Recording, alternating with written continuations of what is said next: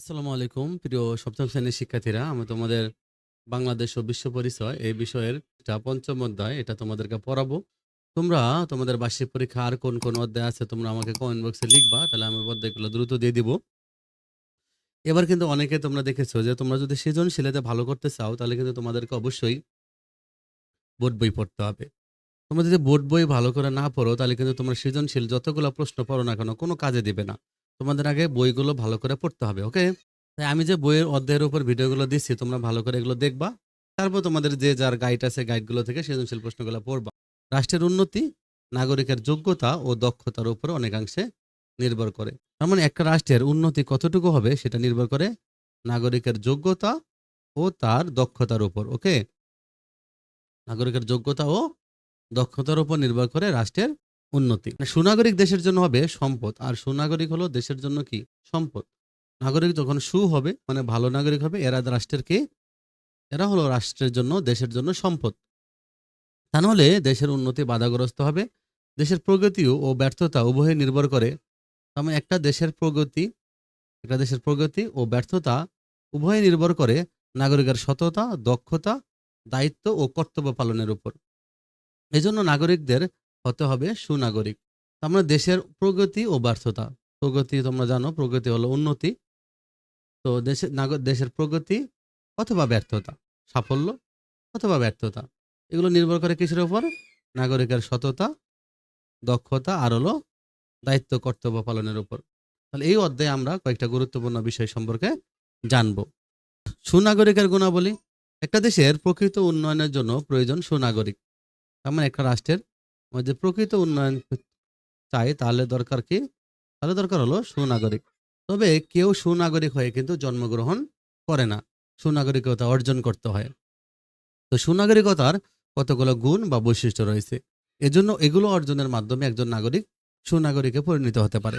রাষ্ট্রবিজ্ঞানীদের মতে সুনাগরিক হতে হলে একজন নাগরিককে তিনটা মৌলিক গুণের অধিকারী হতে হবে। তার মানে একজন নাগরিককে কয়টা? তিনটা। এই তিনটা মৌলিক গুণের অধিকারী হতে হবে কাদের মতে? এটা হলো রাষ্ট্রবিজ্ঞানীদের মতে, যারা রাষ্ট্র নিয়ে গবেষণা করে। তো রাষ্ট্রবিজ্ঞানীদের মতে একজন নাগরিক তিনটা মৌলিক গুণের অধিকারী হলে সে সুনাগরিক হবে। তাহলে সুনাগরিকের তিনটা গুণ থাকতে হবে: বুদ্ধি, তারপর হলো আত্মসংযম, তারপর কি এই বিবেক বিচার থাকতে হবে, ওকে? এই তিনটা গুণ থাকতে হবে।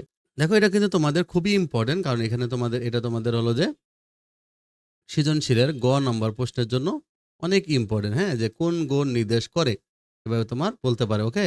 তাহলে দেখো বুদ্ধি, দেখো বুদ্ধিমান নাগরিক যে কোনো রাষ্ট্রের সবচেয়ে বড় মূল্যবান সম্পদ, ওকে? বুদ্ধিমত্তা অর্জনের সবচেয়ে বড় উপায় হলো কি? তাহলে আমরা কিভাবে বুদ্ধিমত্তা অর্জন করব? তাহলে বুদ্ধিমত্তা অর্জনের জন্য সবচেয়ে বড় উপায় হলো কি করতে হবে? সবচেয়ে বড় উপায় হলো শিক্ষা লাভ করা, ওকে? শিক্ষা লাভ করে জ্ঞান অর্জন করতে হবে। শিক্ষা লাভ করে জ্ঞান অর্জন করলে তাহলে কি হবে? তাহলে বুদ্ধিমত্তা অর্জন করা যাবে। এখন দেখো অতএব নাগরিকদের যথার্থ শিক্ষায় শিক্ষিত হতে হবে, কারণ বুদ্ধিমান নাগরিক উপযুক্ত প্রতিনিধি নির্বাচন, দক্ষতার সাথে দেশ পরিচালনা, রাষ্ট্রের উন্নয়ন সফলতা সহ গুরুত্বপূর্ণ কাজে ভূমিকা রাখতে পারে। এজন্য বাবা মায়ের উচিত সন্তানদের যথাযথ শিক্ষা দেওয়া। সরকারের দায়িত্ব উপযুক্ত শিক্ষার ব্যবস্থা করা। বাবা মা শিক্ষায় শিক্ষিত করবে আর সন্তানদের, আর সরকার কি করবে? উপযুক্ত দায়িত্ব শিক্ষার ব্যবস্থা নিশ্চিত করবে। কারণ দেখো রাষ্ট্রের কারিকুলাম, শিক্ষা কারিকুলাম যদি সুন্দর না হয়, বাবা মা যতই চেষ্টা করুক তাহলে কিন্তু ওই রাষ্ট্রের নাগরিকরা বুদ্ধিমান হবে না। কারণ হলো শিক্ষা ব্যবস্থা রাষ্ট্রের সুন্দর হতে হবে। আত্মসংযম, দেখো সুনাগরিককে আত্মসংযমী হতে হবে। কি বলতো? সুনাগরিককে কি হতে হবে? আত্মসংযমী হতে হবে। আত্মসংযম নাগরিককে অসৎ কাজ, যেমন হলো দুর্নীতি, স্বজনপ্রীতি। স্বজনপ্রীতি কি বলতো? স্বজনপ্রীতি হলো যে নিজের আত্মীয় স্বজনের প্রতি, নিজের আপনজন, প্রিয়জন, আপনজন বা পরিচিতদের প্রতি একটু এক্সট্রা ভালোবাসা দেখানো, অথবা কোনো চাকরিতে আত্মীয় স্বজনকে পার করে দেওয়া। আল্লাহ স্বার্থপরতা তো তোমরা জানো, পক্ষপাতিত্ব তোমরা জানো, এগুলো হলো খারাপ গুণ। এগুলো থেকে বিরত থাকতে হবে। দেশ ও সমাজের সাথে কাজ করতে ও নিয়ম মেনে চলতে অনুপ্রাণিত করতে হবে। তাই আত্মসংযম ছাড়া সুনাগরিক হওয়া সম্ভব নয়। তো আত্মসংযমী নাগরিক নিয়ম কানুন মেনে চলে, অন্যের মতামতকে শ্রদ্ধা করে, দেশের স্বার্থকে নিজের স্বার্থ চেয়ে বেশি গুরুত্ব দেয়। এরা হলো নিয়ম কানুন মেনে চলে। এরা আর কি করে? এরা হলো অন্যের মতামতকে শ্রদ্ধা করে, ওকে? এগুলো আত্মসংযমী মানুষ করে থাকে। এছাড়া অন্য অন্যায় কাজ, দলীয় স্বার্থপরতা থেকে বিরত থাকে। রাষ্ট্রের সার্বিক মঙ্গলের জন্য এরা হলো কাজ করে। সুনাগরিককে সুনাগরিকের এই সকল কর্মকাণ্ড রাষ্ট্রের অগ্রগতির জন্য সহায়ক। ওকে, রাষ্ট্রের উন্নতির জন্য এই কাজগুলো খুবই দরকার। এবার বিবেক বিচার দেখো, বিবেক বিচার বলতে বোঝায় ভালো মন্দের জ্ঞান, দায়িত্ব কর্তব্যের জ্ঞান। একজন নাগরিকের শুধু বুদ্ধিমান ও আত্মসংযমী হলেই চলবে না, যে কোনো কাজ সম্পন্ন করতে হলে তাকে ভাবতে হবে কাজটি ভালো না মন্দ। তার মানে বিবেক বিচার কি? বিবেক বিচার হলো ভালো মন্দের জ্ঞান, দায়িত্ব কর্তব্যের জ্ঞান। মন্দ কাজ পরিহার করতে হবে। এছাড়া সমাজ রাষ্ট্রের কোনো সমস্যার সমাধান করতে হলে নাগরিককে তার বিবেক দিয়ে সঠিক সিদ্ধান্ত নিতে হবে। তাহলে সিদ্ধান্ত নেওয়ার সময় আমাদের কোন জিনিসটাকে ব্যবহার করতে হবে? বিবেককে ব্যবহার করতে হবে। বিবেক সুনাগরিকের জাগ্রত শক্তি। এ সবসময় জাগায় রাখে কোনটা ভালো মন্দ, এগুলো সবসময় নির্দেশনা দেয়। অর্থাৎ নাগরিক নিজে বিবেকবান হবে, অন্যদেরও বিবেক বুদ্ধি সম্পন্ন হতে উৎসাহিত করবে। উল্লেখিত গুণগুলো ছাড়াও সুনাগরিকের আরো কতগুলো গুণ থাকা প্রয়োজন। যেমন সুনাগরিককে দেশের শাসন ব্যবস্থা সম্পর্কে জানতে হবে, অন্যায়ের প্রতিবাদ করার মতো মনোভাব থাকতে হবে, আইন শৃঙ্খলা মানতে হবে, আত্মবিশ্বাসী দৃঢ় মনোভাবের অধিকারী হতে হবে, দেশের স্বার্থকে বড় করে দেখতে হবে। তো এতক্ষণ আমরা নাগরিকের গুণাবলীগুলো জানলাম। তাহলে সুনাগরিক দেশের মূল্যবান সম্পদ। সুনাগরিক দেশের কি? মূল্যবান সম্পদ। উপযুক্ত সার, মাটি পরিচর্যা ছাড়া যেমন গাছ ভালোভাবে বাড়তে পারে না, তেমনি নাগরিকের মধ্যে এসব গুণের অভাব হলে দেশ ভালোভাবে চলতে পারে না। অতএব আমাদের ভবিষ্যৎ নাগরিকদের অবশ্যই এই গুণগুলো অর্জন করতে হবে। তাহলে আমরা আমাদের প্রিয় মাতৃভূমিকে বিশ্বের বুকে একটি উন্নত ও সমৃদ্ধশালী দেশ হিসেবে প্রতিষ্ঠা করতে পারবো। যদি বলে প্রিয় মাতৃভূমিকে বিশ্বের বুকে উন্নত ও সমৃদ্ধশালী দেশ হিসেবে প্রতিষ্ঠা করতে গেলে কি হতে হবে? সুনাগরিক হতে হবে। তারপর সুনাগরিকের গুণগুলো আমাদের অর্জন করতে হবে। এই জন্য বাংলাদেশের সুনাগরিকতার প্রতিবন্ধকতা দেখো, দেখো আমাদেরকে সুনাগরিক হতে দেয় না, এর কি কি বাধা আছে? বাধাগুলো অবস্টাকল মানে প্রতিবন্ধকতা বোঝায়। সুনাগরিকতা অর্জনের ক্ষেত্রে রয়েছে বিভিন্ন প্রতিবন্ধকতা, কারণ সুনাগরিকের গুণাবলী পরিবার, সমাজ, রাষ্ট্রের পরিবেশ দ্বারা প্রভাবিত হয়। আমাদের সমাজে রয়েছে নানা ধরনের আর্থসামাজিক রাজনৈতিক সমস্যা, এগুলো বাংলাদেশের নাগরিকদের সুনাগরিক হয়ে ওঠার ক্ষেত্রে প্রতিবন্ধকতা হিসেবে কাজ করে। নিচে বাংলাদেশে বিরাজমান এই সংক্রান্ত কয়েকটি প্রতিবন্ধকতা সম্পর্কে আলোচনা করা হলো। প্রিয় শিক্ষার্থীরা দেখো, এগুলো কিন্তু খতে আসতে পারে, হ্যাঁ, তোমরা এগুলো মনে রাখবে, এগুলো খর জন্য অনেক ইম্পর্টেন্ট।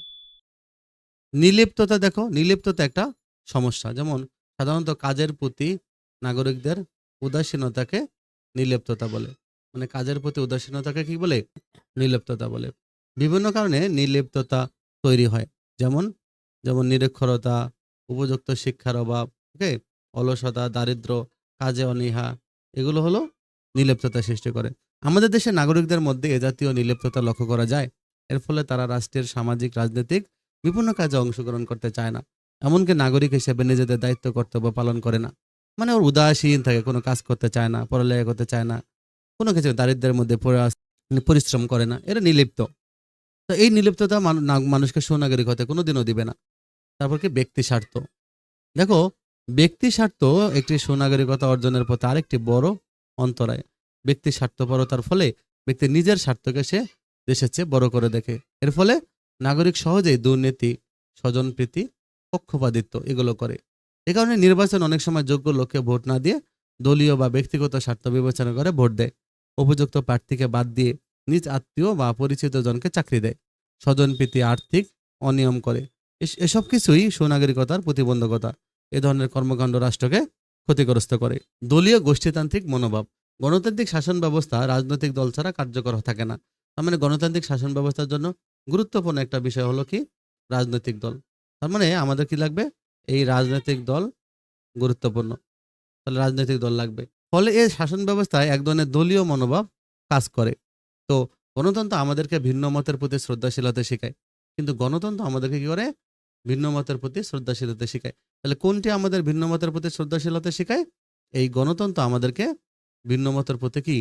শ্রদ্ধাশীলতা শেখায়। কিন্তু একই ব্যবস্থায় আবার নিজ দলের বা গোষ্ঠীর প্রতি এরকম বা বিরোধী দলের লোকদের প্রতি অন্যরকম আচরণ করলে তা সুনাগরিক হওয়ার পথে একটা বাধা হয়ে দাঁড়ায়। দেখো, অজ্ঞতা ও নিরক্ষরতা। অজ্ঞ ও নিরক্ষর লোক অনেক কিছু জানতে বুঝতে পারে না। আমাদের দেশে প্রায় 1/3 মানুষ, আমাদের দেশের 1/3 নাগরিক নিরক্ষর, মানে পড়ালেখা জানে না। যারা জানেন তারা অনেকে স্বল্প শিক্ষিত, ফলে তারা প্রয়োজনীয় ক্ষেত্রে সঠিক সিদ্ধান্ত নিতে ব্যর্থ হয়। তাহলে নিরক্ষর মানুষ সঠিক সিদ্ধান্ত নিতে পারে না। তাদের উপর রাষ্ট্রের দেওয়া দায়িত্ব সঠিকভাবে পালন করতে পারে না। অতএব বাংলাদেশের বিপুল সংখ্যক নাগরিককে সুনাগরিক হিসেবে গড়ে তুলতে হলে তাদেরকে উপযুক্ত শিক্ষায় শিক্ষিত করতে হবে। ধর্মান্ধতা দেখো, সুনাগরিকতার বিকাশে ধর্মান্ধতা একটা বড় অন্তরায়। ধর্মান্ধতা ব্যক্তিকে কি হলো, অন্য ধর্মের প্রতি একটু বিদ্বেষী করে তোলে। অন্য ধর্ম তার সহ্য হয় না। এ ধরনের মনোভাব বিভিন্ন ধর্মের লোকের প্রতি বিভেদ এবং সংঘাত সৃষ্টি করে। এই মনোভাবটা, এ ধরনের পরিস্থিতি দেশের সংহতি, মানে ঐক্য, উন্নতি এবং প্রগতিকে নষ্ট করে, দেশের সমৃদ্ধিকে নষ্ট করে। তারপর দেখো দাম্ভিকতা, দেখো দাম্ভিকতা এটি একটি নেতিবাচক চারিত্রিক বৈশিষ্ট্য। এর ফলে ব্যক্তি নিজেকে অন্যের চেয়ে বড় করে দেখে এবং অন্যের মতামতকে সে গুরুত্ব দেয় না। নিজের মতামত অন্যের উপর চাপিয়ে দেয়, অন্যের উপর নিজের মতটাকে চাপিয়ে দেয়। এ ধরনের মানসিকতা সুনাগরিকতার পথে একটা বড় বাধা। সাম্প্রদায়িকতা, দেখো এই একটি সংখ্যাগরিষ্ঠ ধর্মের আধিপত্য থেকে সাম্প্রদায়িকতার মনোভাব তৈরি হয়। মানে এটা সংখ্যাগরিষ্ঠ ধর্মের আধিপত্য, তখন কি হয়, সাম্প্রদায়িকতার মনোভাব তৈরি হয়। মানে একটা ধর্মের যখন অনেক লোক থাকে, তখন তারা যদি এই মনোভাবটা তাদের মধ্যে তৈরি হতে পারে, কারণ যদি তারা অন্য ধর্মের লোকদের অবজ্ঞা করে, হেয় করে, তখন এই সাম্প্রদায়িকতা তৈরি হতে পারে। সংখ্যালঘিষ্ঠ লোকদের মধ্যে এই মনোভাব তৈরি হতে পারে যদি তারা তাদের ধর্মকে অন্যান্য ধর্মের চেয়ে একমাত্র সত্য হিসেবে বিশ্বাস করে। আবার যারা সংখ্যালঘু অল্প, তারা যদি মনে করে তাদের ধর্মটাই সত্য, অন্য ধর্ম মিথ্যা, তখনও তাদের মধ্যে সাম্প্রদায়িকতা তৈরি হতে পারে। ফলে দেশের মধ্যে বিভেদ এবং অশান্তি বিরাজ করবে যদি কোনটি থাকলে, এই সাম্প্রদায়িকতা থাকলে। অর্থনৈতিক অনগ্রসরতা, দেখো বাংলাদেশ একটি উন্নয়নশীল দেশ। এদেশের 18.7 ভাগ লোক দারিদ্র্য সীমার নিচে বসবাস করে। তো দারিদ্র্যের কারণে আমাদের দেশের 1/3-1/4 লোক লিখতে আর পড়তে পারে না। ফলে তাদের বুদ্ধিমত্তার যথাযথ বিকাশ হয় না, তাদের বিবেকও সঠিকভাবে কাজ করে না, যা সুনাগরিকতা অর্জনের ক্ষেত্রে একটা অন্যতম বাধা। সুনাগরিকের প্রতিবন্ধকতাগুলো আমরা কিভাবে দূর করতে পারি? তাহলে উপযুক্ত শিক্ষা গ্রহণ করে দেশপ্রেমে উদ্বুদ্ধ হতে হবে। সকল ধরনের অলসতা, নির্লিপ্ততা এগুলো পরিহার করে দেশ গঠনে অংশগ্রহণ করতে হবে। ওকে, তারপর দেখো কি করতে হবে, যে ব্যক্তির চেয়ে আমাদের কি করতে হবে, ব্যক্তির চেয়ে দেশকে বড় করে দেখতে হবে। এটা মনে রাখতে হবে। হ্যাঁ, ব্যক্তির চেয়ে দেশকে বড় মনে করে ব্যক্তিগত স্বার্থগুলো পরিত্যাগ করতে হবে। আবার দলীয় মনোভাব ত্যাগ করে সার্বজনীন মনোভাব পোষণ করতে হবে। কি করতে হবে? সার্বজনীন মনোভাব থাকতে হবে, সার্বজনীন মনোভাব পোষণ করতে হবে, ব্যক্তিগত স্বার্থ পরিত্যাগ করতে হবে। আবার ধর্ম, বর্ণ, গোষ্ঠী ইত্যাদি ভেদে মানুষকে পৃথক না করে সকলের প্রতি সম আচরণের মনোভাব জাগ্রত করতে হবে। তবে কি গুরুত্বপূর্ণ একটা এমসিকিউ হচ্ছে দাম্ভিকতা। এই যে দেখো, দাম্ভিকতা মানে অহংকার, এই দাম্ভিকতা পরিহার করে সকলের জন্য কল্যাণকর মতামতের উপর গুরুত্ব প্রদান করতে হবে। একজন মানুষও যদি কল্যাণকর মতামত প্রদান করে, তখন সংখ্যাগরিষ্ঠদের জোরে তার মতামতকে স্তব্ধ করা যাবে না। অর্থনৈতিক অনগ্রসরতা দূর করে সকলের জন্য সমমর্যাদাপূর্ণ পরিবেশ সৃষ্টি করতে হবে। পরিশেষে বলা যায় যে সুশিক্ষা ও স্বশিক্ষায় শিক্ষিত নাগরিক সকল ধরনের প্রতিবন্ধকতা দূর করতে সক্ষম। তাহলে সুশিক্ষা আর স্বশিক্ষায় যারা শিক্ষিত নাগরিক, তারা এই বাধাগুলো দূর করতে পারে। এজন্য আমাদেরকে কি করতে হবে? স্বশিক্ষা এবং সুশিক্ষা এটা অর্জন করতে হবে। ওকে, বাংলাদেশের আর্থসামাজিক উন্নয়নে সুনাগরিকের গুরুত্ব। তো একটি উন্নয়নশীল দেশ হিসেবে বাংলাদেশ বিভিন্ন ধরনের আর্থসামাজিক সমস্যা রয়েছে। এগুলোর মধ্যে উল্লেখযোগ্য কি? বেকারত্ব, দারিদ্র্য, দুর্বল অর্থনীতি ও দুর্বল আইন শৃঙ্খলা পরিস্থিতি, দুর্নীতি, অধিক জনসংখ্যা। প্রতিযোগিতামূলক বর্তমান বিশ্বে বাংলাদেশকে একটি উন্নত রাষ্ট্র হিসেবে প্রতিষ্ঠিত করতে হলে এগুলো সমাধান করতে হবে, কিন্তু সরকারের পক্ষে এই সমস্যাগুলো সমাধান করা সম্ভব না। এজন্য নাগরিকদের কি করতে হবে? সক্রিয় ভূমিকা থাকতে হবে। সুশাসন প্রতিষ্ঠা করার জন্য দেশের জনগোষ্ঠীকে দক্ষ ও সুনাগরিক হিসেবে গড়ে তুলতে হবে। একমাত্র সুনাগরিকের পক্ষেই দেশের এসব আর্থসামাজিক সমস্যার সুষ্ঠু সমাধানে যথাযথ ভূমিকা পালন করা সম্ভব। তাহলে সুনাগরিক কি করতে পারে? যথাযথ ভূমিকা পালন করতে পারে। আমরা জানি সুনাগরিকের রয়েছে 3টি প্রধান গুণ: বুদ্ধি, বিবেক, আত্মসংযম। বুদ্ধি, আত্মসংযম এবং বিবেক বিচার। সুনাগরিকরা রাষ্ট্রীয় সমস্যা সমাধানের জন্য তারা কি উপযোগী এবং তারা দক্ষ হয়, উপযোগী হয় এবং দক্ষ হয়। কারণ সুনাগরিক সহজেই আর্থসামাজিক সমস্যাগুলো বুঝতে পারে, তারা সমস্যাগুলো বুঝতে পারে। তারপর তাদের বুদ্ধিমত্তা, দক্ষতা, বিবেক বিচার এগুলো সাহায্যে তারা এই সমস্যাগুলো সমাধানে নাগরিকদের প্রত্যাশিত ভূমিকা ও দায়িত্ব পালন করতে পারে। তো অতএব সুনাগরিক দেশের মূল্যবান সম্পদ। সুনাগরিক বিভিন্ন সমস্যা ও প্রতিবন্ধকতা দূরীকরণের মাধ্যমে সমাজ ও সরকারকে সঠিক পথে পরিচালিত, আত্মনির্ভরশীল ও একটি উন্নত দেশ হিসেবে প্রতিষ্ঠা করতে পারে। নাগরিকের অধিকার অর্জন ও দায়িত্ব পালন, আমরা এই পাঠটা নিয়ে শিখবো। দেখো, বিশ্বের সব দেশের নাগরিক রাষ্ট্রের কাছে বিভিন্ন ধরনের অধিকার ভোগ করে, বিনিময়ে নাগরিককেও রাষ্ট্রের প্রতি কিছু দায়িত্ব কর্তব্য পালন করতে হয়। তো আমরা বাংলাদেশের নাগরিক, জন্মসূত্রে আমরা এই নাগরিকতা অর্জন করেছি। নাগরিক হিসেবে বাংলাদেশে বেঁচে থাকার জন্য আমরা সরকারের কাছ থেকে বিভিন্ন ধরনের সামাজিক, রাজনৈতিক ও অর্থনৈতিক অধিকার ভোগ করি। তাহলে একটা রাষ্ট্রের নাগরিকরা হলো সামাজিক, রাজনৈতিক, অর্থনৈতিক অধিকার ভোগ করে। ওকে? বিদেশিরা কিন্তু রাজনৈতিক অধিকার ভোগ করে না, কিন্তু সামাজিক, অর্থনৈতিক অধিকার ভোগ করে। কিন্তু আমরা সামাজিক, রাজনৈতিক এবং অর্থনৈতিক সকল অধিকার ভোগ করি। নাগরিকদের অধিকার দেখো, বাংলাদেশের সরকার পরিচালনার দলিল, বাংলাদেশের সংবিধান এই অধিকারগুলো উল্লেখ করা আছে। এগুলোকে বলা হয় মৌলিক অধিকার, যা জাতি, ধর্ম, শ্রেণী, লিঙ্গ নির্বিশেষে সকলের অধিকার। সংক্ষেপে আমাদের মৌলিক অধিকারগুলো তাহলে কি কি? আমাদের মৌলিক অধিকারগুলো হলো জীবন ধারণের অধিকার, সম্পত্তি লাভের অধিকার, চলাফেরার অধিকার। ওকে?